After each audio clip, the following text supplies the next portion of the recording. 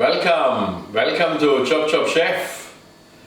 Today we are actually just a few days out to Christmas, and I thought it's timely to share with you one of my favorite. Today we do gingerbread cookies or Lebkuchen. Now for this gingerbread cookies, the ingredients will be obviously whole eggs, sugar, then we have grated hazelnut, then we have citrus peelings, this is orange and lemon rind. You can buy them already from the shelf or do them yourself. All-purpose flour, a little bit bicarb, and the most important thing, as we call it, Lebkuchengewürz or gingerbread spice. Now this gingerbread spice is obviously the essential thing to have. If you shop early enough around, you surely find it in one of a delicatessen shop, or you simply purchase it online. Later on in the recipe I leave the German word for it as well, so easy for you to purchase.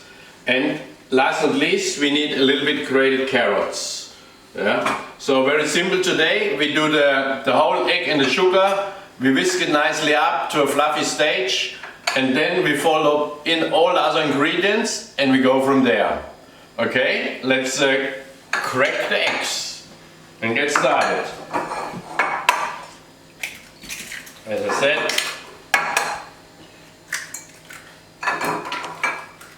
Christmas is around the corner, so today the beautiful Lebkuchen.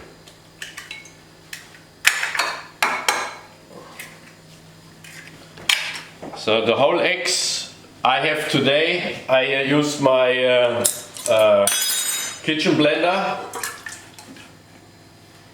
So we put that one in, and straight away we can put the sugar in as well. And as I said, let's crack it, and we can fluff it nicely up. We start slowly, and then we make it full speed. Okay, while this is nicely getting fluffy, we're getting our grated carrots prepared. We need a grater, and easy, just grated carrots like this. You can see, coming out nicely.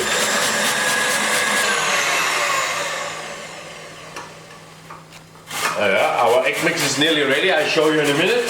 Let's just do this carrots first.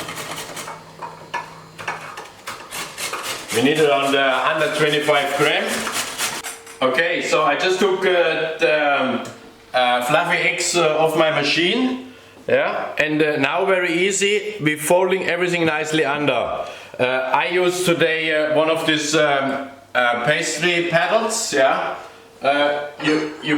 can use as well this paddle on a machine, but I prefer to do the next step by hand.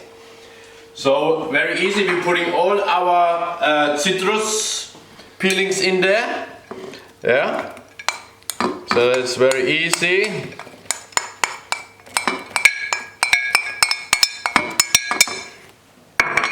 And then yes, our 120 grams of grated carrots.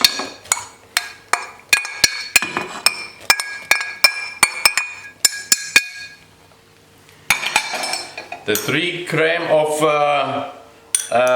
bicarb soda, here we go. And then our hazelnuts.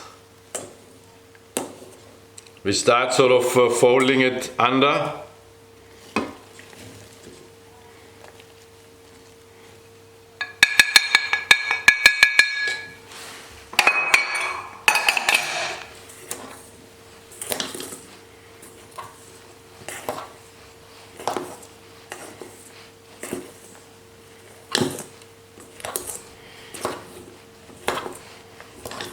Okay, And now we continue, obviously.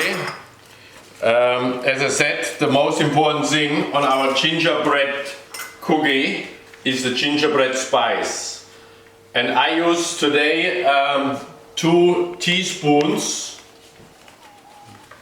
good teaspoons full of the gingerbread spice. Yeah, just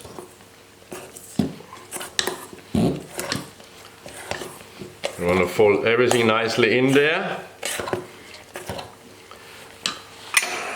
And now obviously comes the flour as well. Yeah, you want to put the flour bit by bit in there. That's all-purpose flour. You're folding as well nicely under.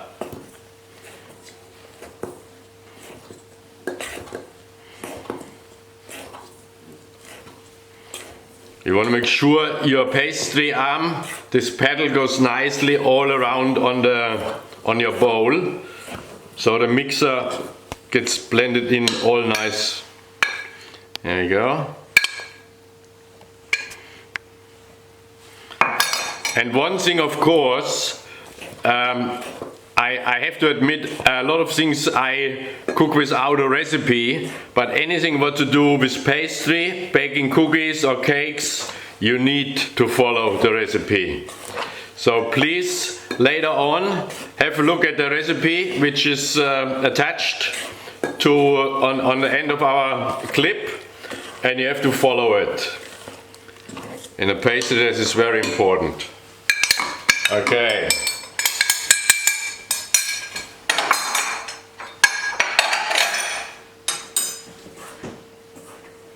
There you go, coming good, looking good, and it smells fantastic. Definitely Christmas is in the air.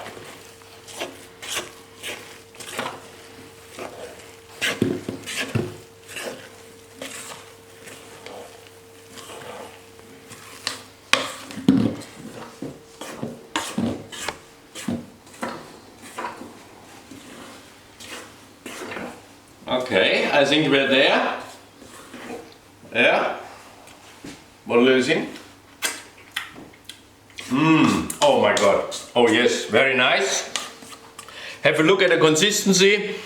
Yeah, it's sort of a little bit of a gluey kind of mixture. And now we please come over here. And the next steps will be, so we're having our, what we call it, obladen, which is a wafer. If the camera maybe can, they're very thin. Yeah, you nearly can see through. Yeah, and we place them nicely now on our baking tray. Give it a little bit of a gap.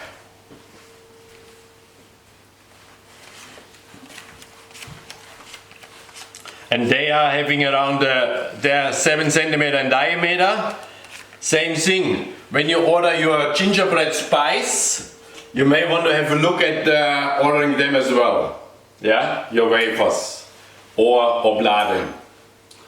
Okay, ladies and gentlemen, here we go. We're taking 2 spoons and then we do a good spoonful like that, and we just spoon it nicely out on our wafer.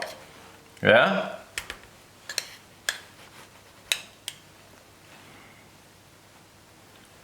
Here we go. Yeah. So we continue this one till we have our tray full.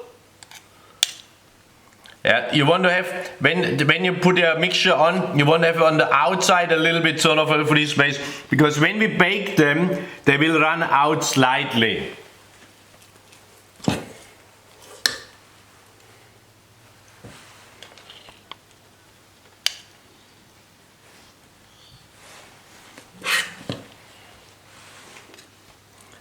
And we bake them on 170 degrees for easy 25 minutes. And then they have to cool completely down, of course. And we glaze them on the end with chocolate. This is then the final touch. Okay, as you can hear, our gingerbread cookies, they're in the oven. I just turn our oven off on a pause. Watch that. Pooh. Let's have a quick look. So they were in the oven now for 20 minutes on 175 degrees. Yeah, I mean you can see when I touch it and it's nice and firm, they're just beautiful. Yeah, so slightly colored as you can see. Now we take them out. Yeah, we just put them here and we let them cool down. Yeah, so what I will do is now I just slide them more or less on a rack. Yeah, or just like this, you know, bang, bang, bang. Easy done. So we let them cool down and then I'll just show you quickly, while they cool down for the next hour, we have to melt our chocolate. So I put a pot on with water, just a little bit, have a convenient bowl which fits nicely, sort of not all the way down, and sits on this water base. Just simmering water. And then I put this chocolate chips in there. And we're melting this as well. This takes a while, probably half an hour. Occasionally we stir and then we go from there. Okay, so our Lebkuchen, yeah, gingerbread cookies, yeah, they're all nicely cooled down now. And our chocolate couverture, yeah, it's nicely melted. And now we just brush our gingerbread cookies with the chocolate. Obviously, this will be a little bit of a messy atmosphere, yeah. So don't be too shy. Give it a nice, good glaze around, yeah.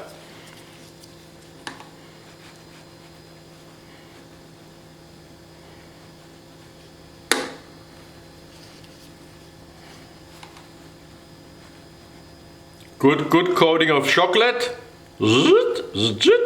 Easy, right? There we go. Number one. Number uno.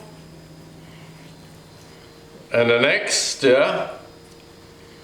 I'll do this one more time. As I said, don't be too shy with the chocolate. And then obviously when the chocolate is nicely hardened. There we go. Yeah. So you continue this with as many as you like. You can leave maybe half without chocolate. Some you can use as well, I mean icing fondant. And when they're nicely cooled down completely, you can store them in these Christmas cookie boxes, you know, for 2-3 weeks easily, no problem at all. But I'm pretty sure they're so good they don't last the 2-3 weeks. Alright, thank you very much for joining me on ChopChopChef. Till next time.